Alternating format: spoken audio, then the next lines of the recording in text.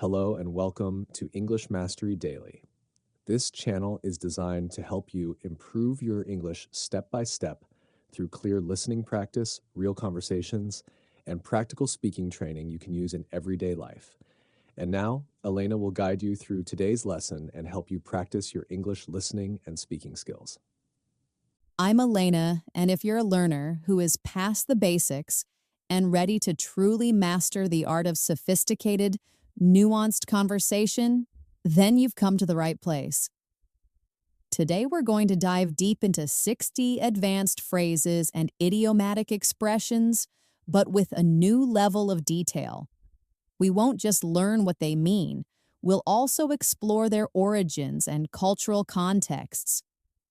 Understanding where these phrases come from will not only make them easier to remember, but will also help you use them with perfect precision and timing. This isn't just about memorizing vocabulary. It's about understanding the subtle power of language to express complex ideas, navigate challenging discussions with grace, and build deeper, more meaningful connections. We'll go beyond the obvious and delve into the phrases that native speakers use to sound thoughtful, diplomatic, and genuinely engaged. I'll provide you with real-life, context-rich examples so you can see exactly how to use these phrases with precision. I encourage you to listen to these examples carefully and practice repeating them, paying close attention to the tone and rhythm. So let's get started and transform the way you communicate.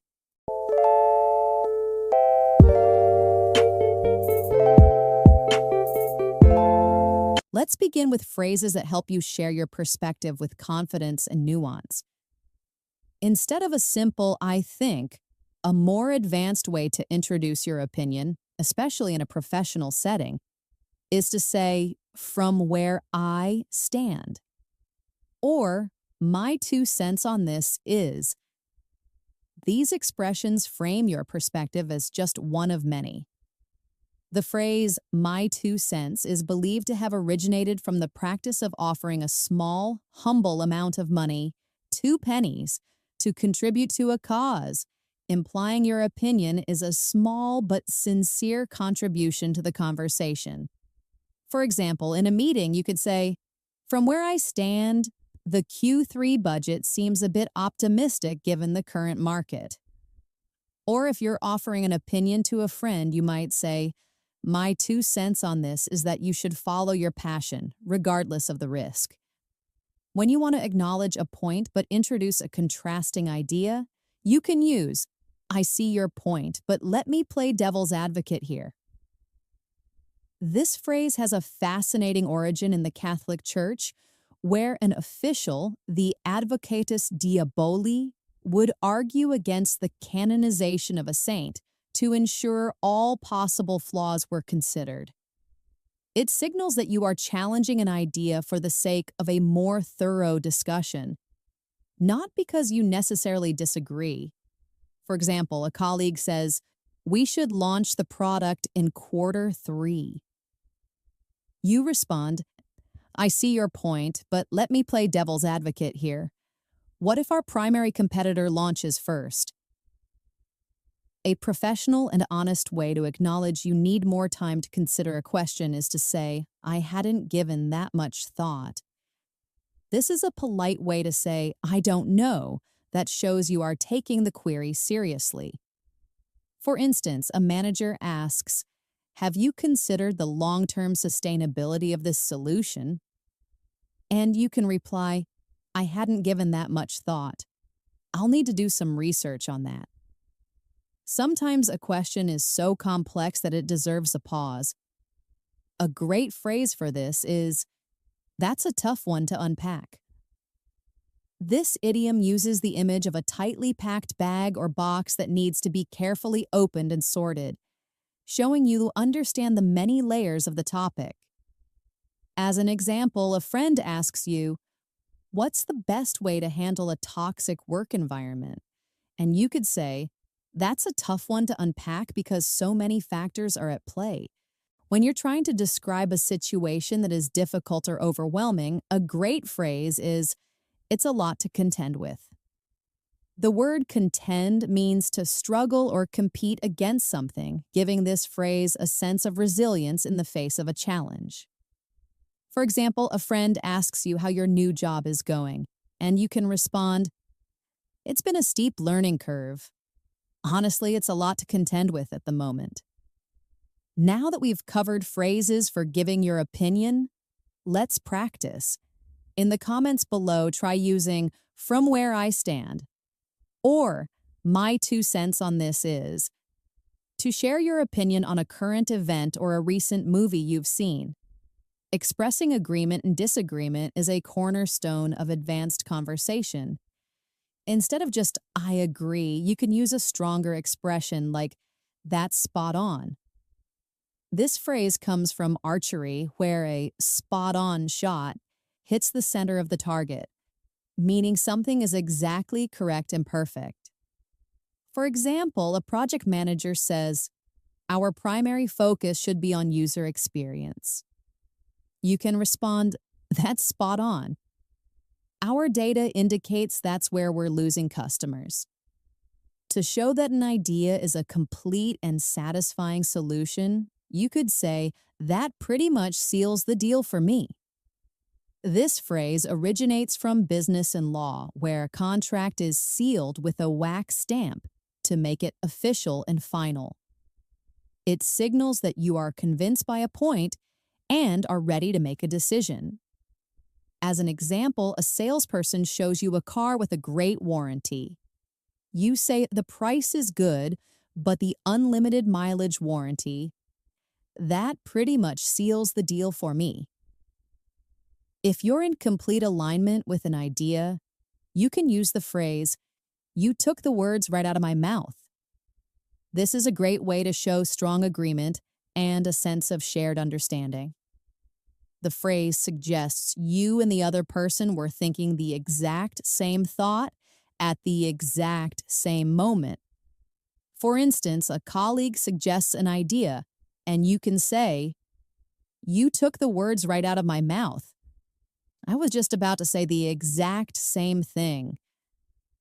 When you want to share a different opinion politely, you can introduce it with, "I hear you, but I'm inclined to disagree."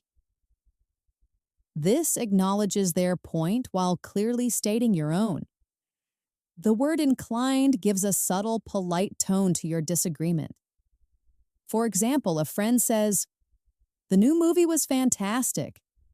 And you can respond, "I hear you, but I'm inclined to disagree. The plot was a bit predictable for my taste." Another way to express disagreement is to say, "I'm not entirely sold on that idea." This is a soft way of saying you have doubts. The phrase uses the image of a salesperson trying to convince a customer to buy or be sold on an idea, and you're indicating that the pitch wasn't quite successful. For instance, a friend pitches a startup idea, and you can say, "It sounds great, but I'm not entirely sold on that idea because the market is so saturated." Now for your next practice prompt, think about a recent discussion you had with a friend or colleague. How could you have used "I hear you, but I'm inclined to disagree" to be more polite? Advanced speakers use subtle phrases to manage the direction of a conversation. When you want to smoothly change the subject, you can use "to pivot to another topic." The word pivot comes from sports like basketball, where a player keeps one foot in place while moving the other, allowing them to change direction quickly and smoothly. For example, in a meeting, you can say, "To pivot to another topic, let's discuss the upcoming presentation." When you need to get back to a previous point in a conversation, you can say, "Going back to what you said earlier." This shows that you were paying attention and wanted to revisit a key point. You could say, "Going back to what you said earlier about the product launch, what are the key risks we need to address?" To politely get someone's attention without being rude, you can say, "If I may just interject for a moment." The word interject means to interrupt with something said, and using if I may makes the phrase very formal and respectful, perfect for a professional or academic setting. Imagine a formal debate and you can say, if I may just interject for a moment, I think we're missing a key piece of information. Sometimes a question can be so complex that it deserves a pause. You can use the phrase, that's a loaded question. The phrase has military origins, referring to a loaded gun or cannon that is prepared to be fired. In conversation, it implies the question is loaded with multiple meanings or hidden intentions that could be difficult to answer directly. For example, a colleague asks, "So, what's your take on the office restructure?" And you can respond, "That's a loaded question. There's a lot to consider." When someone asks you for a favor and you want to say yes, a casual and friendly way to do it is to say, "Consider it done." This promises that you will take care of the task and gives a sense of confidence and finality to your agreement. For instance, your friend asks, "Can you pick up a few things for me from the store?" And you can respond with a smile, "Consider it done." Think about a time you needed to politely interrupt someone in a meeting or a conversation. How could you have used, if I may just interject for a moment, to make your point? Advanced conversation is not just about what you say, but about how you respond to others. To show that you've been listening and that you understand someone's situation, you can use the phrase, "I hear you loud and clear." This phrase comes from radio and telecommunications, where a clear signal is described as being loud and clear. In conversation, it means you've grasped their message fully and without any static or misunderstanding. For example, a colleague says, "I'm overwhelmed with all the new responsibilities." And you can respond, "I hear you loud and clear. That sounds incredibly stressful." If someone is going through a difficult time, you can show your support with, "I'm here for you." This is a simple but powerful phrase that offers comfort. It implies that your time and support are available to them. For example, a colleague is struggling with a personal issue and you can say, "I can't imagine what you're going through, but know that I'm here for you if you need anything." When you are asked how you're doing, instead of saying, "I'm fine," you can give a more honest and descriptive response like, "I'm holding my own." This phrase suggests a difficult battle or struggle where you're managing to stay upright and not be defeated. It means you are managing to get by, but it's not easy. For instance, a friend asks, "How's the new job?" And you can say, "It's a lot of work, but I'm holding my own." Now, if you want to express a deep-seated feeling that you can't quite articulate, you can use the phrase, "There's something to be said for that." It shows that you respect their point and believe it has value, even if you don't fully agree. For example, a friend says, "Sometimes it's better to just trust your gut." And you can respond, "There's something to be said for that." When you want to acknowledge someone's help in a formal way, you can say, "Your help has been invaluable." The word invaluable means something is so useful and helpful that its value is impossible to measure. It's a much more advanced way of saying, "Thanks for helping me." For instance, after a team finishes a project, you can say, "Everyone's contribution was important, but your help on the data analysis has been invaluable." For your next practice prompt, think about a time someone was struggling. How could you have used, "I hear you loud and clear" to show empathy and understanding? In professional and academic environments, your choice of words is crucial. Instead of saying, "I'll do my best," you can use the more professional phrase, I'll give it my best shot. The phrase comes from sports, particularly shooting or archery, and gives a sense of determination and effort. For example, a manager asks, can you finish this report by Friday? And you can say, I'll give it my best shot. When you need a moment to consider your answer, you can say, I need to think that one through. This is a professional and direct way to show that you are taking a question seriously. For example, a professor asks you a difficult question, and you can say, I need to think that one through and get back to you with a more detailed answer. If you need to change a plan or offer a different option, you can say, how about we table that for now? This is a common idiom from formal meetings and parliamentary procedure where a motion is tabled or put on the table to be discussed later. It means you want to postpone the discussion for a later time. For example, in a meeting, you could say, I know we need to discuss the budget, but let's table that for now and focus on the marketing strategy. When you need to confirm that a plan or idea is acceptable, you can ask, does that work for you? This is a much more professional way of asking, is that okay? It shows that you are being considerate and want to make sure the other person is on board. You can say, we're going to present the project at 2 p.m. Does that work for you? Sometimes you need to acknowledge that a topic is too complex to be discussed at the moment. You can say, that's a discussion for another time. This is a polite way to postpone a difficult conversation. For instance, a colleague brings up a sensitive topic during a busy meeting, and you can say, that's an important point, but given our current agenda, that's a discussion for another time.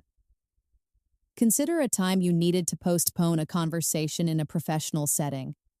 How could you have used, let's table that for now to do so politely?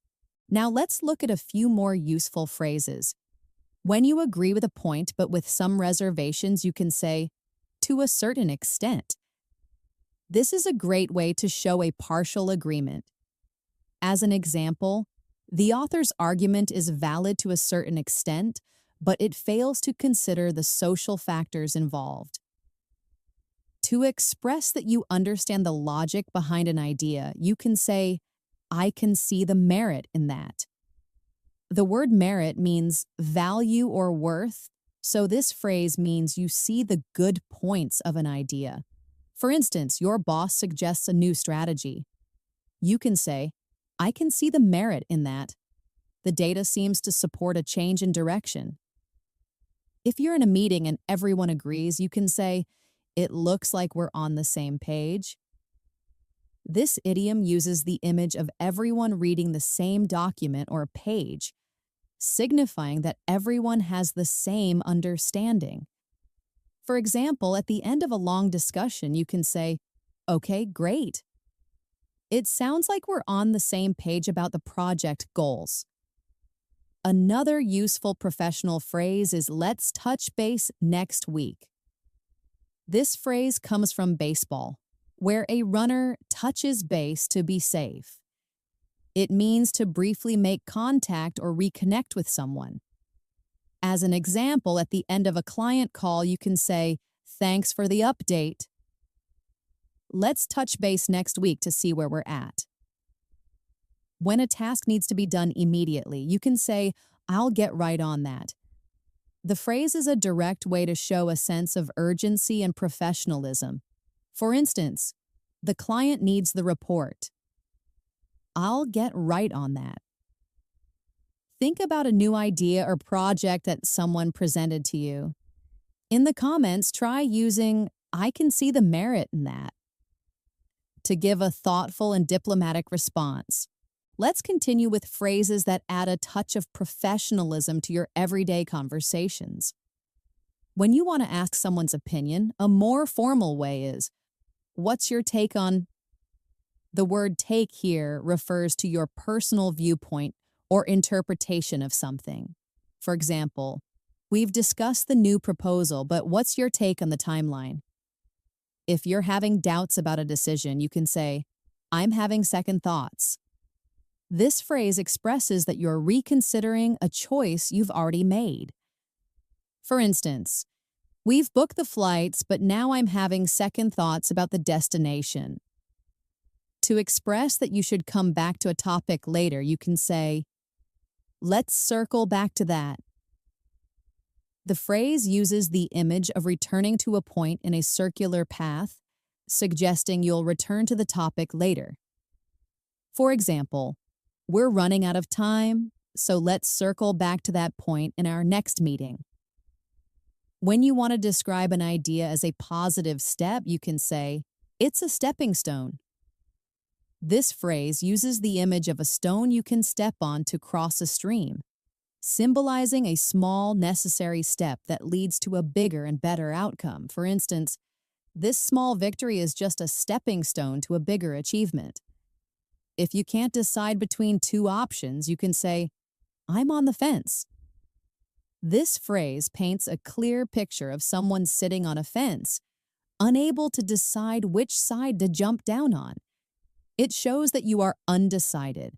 For example, I can't decide between the two job offers. I'm on the fence. When something seems exaggerated or hard to believe, you can say, that's a bit of a stretch. This phrase uses the image of stretching something so far that it might break, suggesting the claim is an exaggeration. For instance, he said he can finish the whole project in one day. That's a bit of a stretch. Think about a decision you had to make recently. Use the phrase, I am on the fence, to describe a moment of indecision. Advanced English is full of idioms. To suggest that something isn't a priority, you can say, let's not get ahead of ourselves. This phrase warns against making a decision too quickly or prematurely. For example, we have a great idea, but let's not get ahead of ourselves. We still need to run the numbers.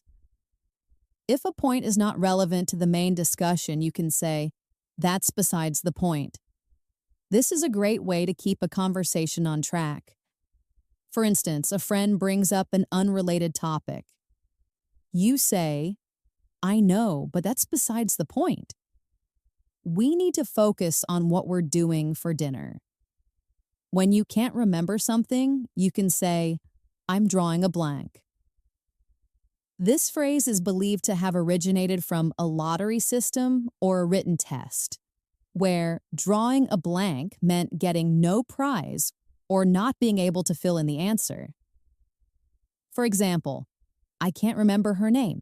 I'm drawing a blank.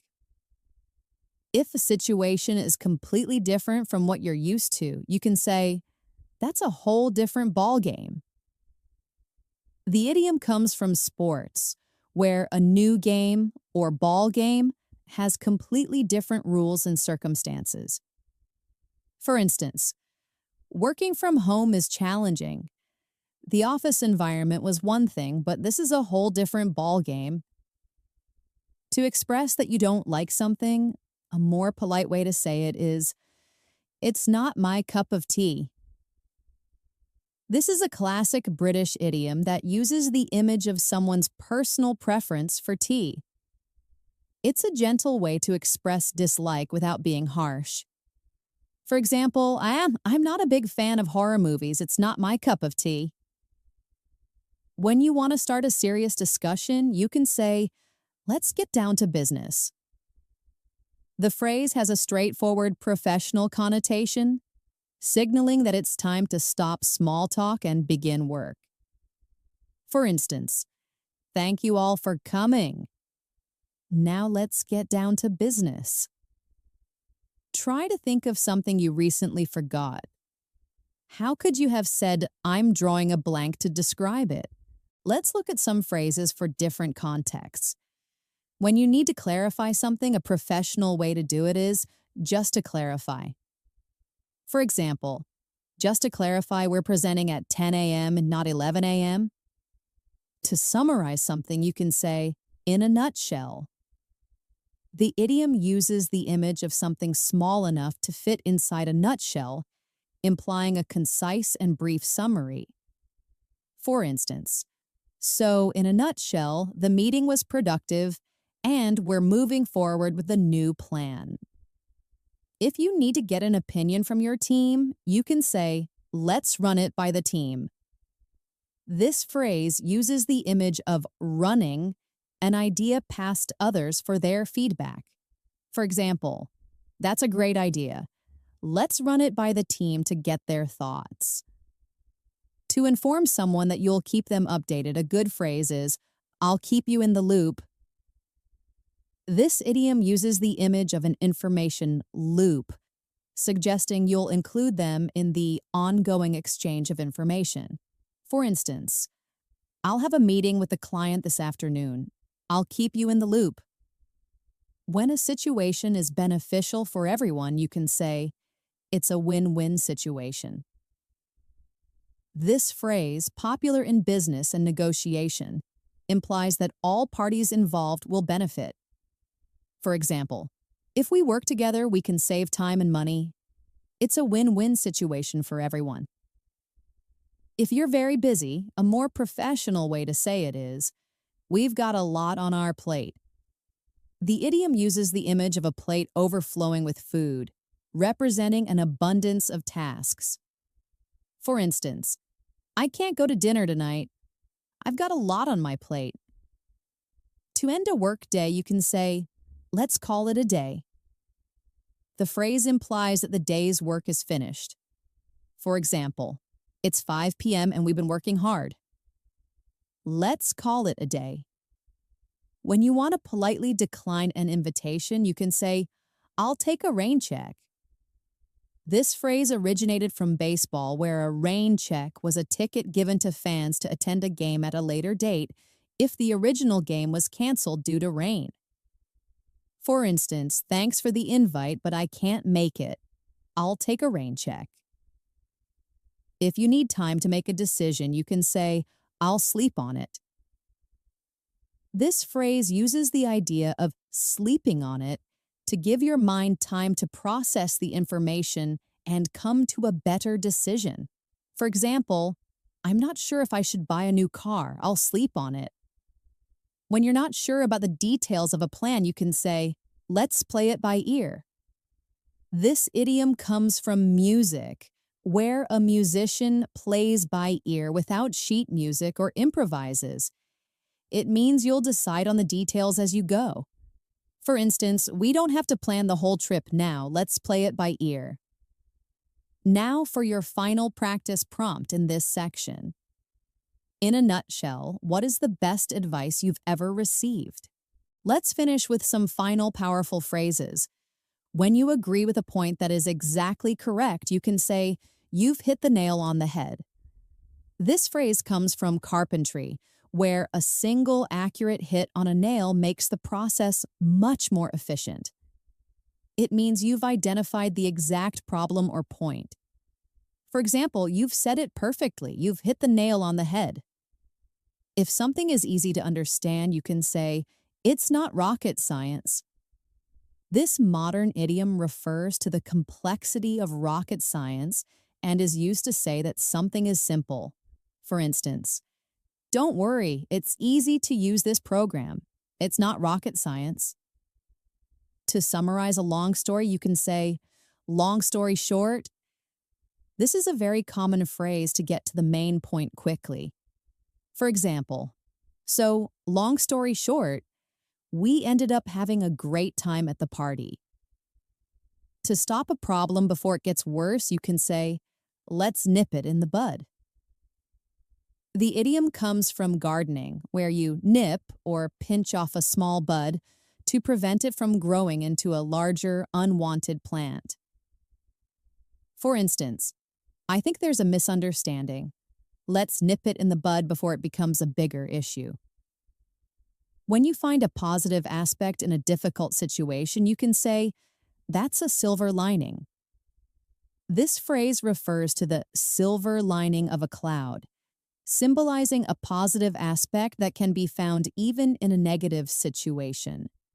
For example, I lost my job, but that's a silver lining because now I have time to travel. To let someone know you'll contact them later, you can say, I'll be in touch. This is a professional and common phrase to promise a future communication. For instance, thank you for the interview. I'll be in touch in the next few days. When you want to work together to find a solution, you can say, let's put our heads together. This idiom uses the image of two people leaning their heads together to focus on a problem. For example, we need to solve this problem. Let's put our heads together. For our final practice prompt, think about a small misunderstanding you've had. In the comments, tell me how you could have used let's nip it in the bud to solve it quickly. So there you have it, 60 powerful phrases to make your English more advanced and effective. Remember, the goal of advanced English is not to sound complicated, but to sound precise. These phrases will help you navigate complex social and professional situations with grace and confidence. Practice these by using them in your conversations, writing them in emails, or simply by repeating them to yourself. The most important thing is to move from passive learning to active application. Try taking one or two of these phrases each week and find a way to use them in a real-life conversation. Pay attention to how native speakers use these phrases and try to mimic their intonation and timing. Every small effort you make brings you closer to your fluency goal. If you found this video helpful, make sure to subscribe to our channel for more conversation tips, listening practice, and vocabulary building. I'm Elena, and it's always a pleasure to help you grow your English step by step. I'll see you in the next video. Until then, keep practicing and keep speaking.